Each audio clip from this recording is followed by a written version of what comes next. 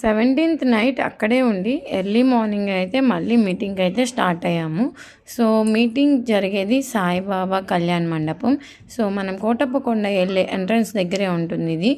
So Saibaba మందిరం కూడా ఒకసారి దర్శించుకుందామని చెప్పి సాయిబాబా టెంపుల్లోకి వెళ్ళాము.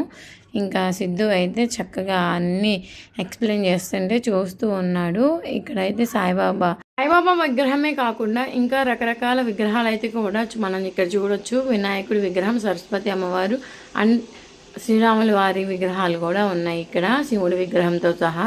సో అన్నీ కూడా భలే మంచిగా బట్టలతో ఇలా ధరించి నీట్గా డెకరేట్ చేసి ఉంచారు. సిద్ధు అయితే ఇంకా వాడి దండాలకి హంతు లేదు, చక్కగా బొట్లు కూడా పెట్టుకుంటున్నాడు అక్కడికి వెళ్ళి. సో మేమైతే యాక్చువల్గా కోటప్పకొండ పైకి వెళ్ళి దర్శించుకుందాం అనుకున్నాము, కానీ కుదరలేదు.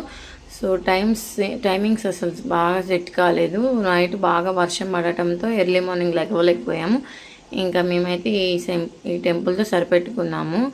హ్యాపీగా ఉంది, చాలా ప్రశాంతంగా ఉంది ఎర్లీ మార్నింగ్ టెంపుల్కి వస్తే. నాకైతే ఇక్కడ నుంచి ఫస్ట్ మేమైతే బ్రేక్ఫాస్ట్కి అయితే వెళ్ళిపోయాము. సో అక్కడ తిన్న తర్వాత మన మీటింగ్ అయితే స్టార్ట్ అయిపోయింది. ఈరోజు 9 నుంచి 9:30 టు మనకి 2 దాకా ఉంటుంది. 2కి లంచ్ చేసుకుని ఇంకా బయలుదేరిపోవటమే. సో టెంపుల్ అయితే చాలా బాగుంది, చూపిస్తాను రండి. ఇప్పుడు కోటప్పకొండ వెళ్ళే దారి ఇదే. సో అక్కడి నుంచి ఇప్పుడు నేను చూపించే సాయిబాబా టెంపుల్ పక్కనే మనకి సాయిబాబా కళ్యాణ మండపం ఉంటుంది. సో